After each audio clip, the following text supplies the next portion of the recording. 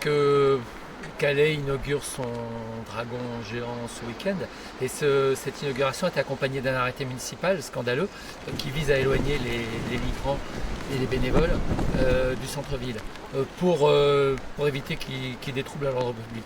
Or, c'est vrai qu'il y a des migrants au centre-ville actuellement, notamment pour se protéger des intempéries la nuit, mais en aucun cas ces personnes n'ont créé de troubles.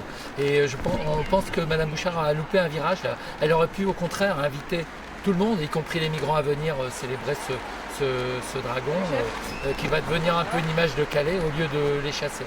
Et puis il y a eu aussi un décès hier soir. Il y a eu 42 décès en moins de 2 semaines sur la frontière.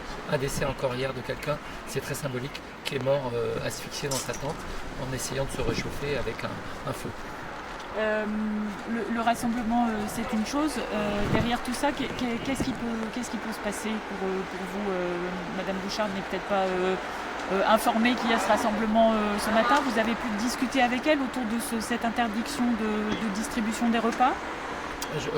Non, pour l'instant, la mairie de Calais n'a pas répondu à nos demandes de dialogue. On va partir en justice. On a déjà obtenu en 2017 l'annulation d'arrêtés similaires, donc on va partir en justice de toute façon pour les annuler.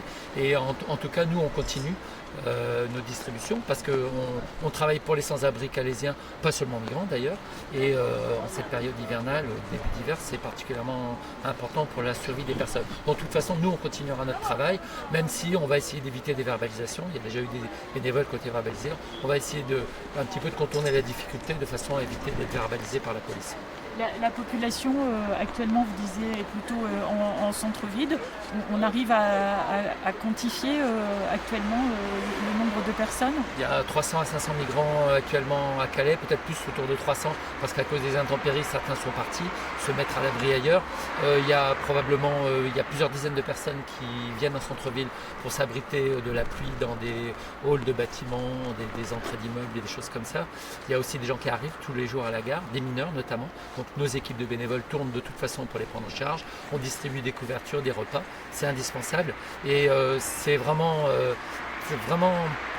scandaleux que sous prétexte de ces événements festifs, on interdise ces distributions qui sont légales et qui sont nécessaires.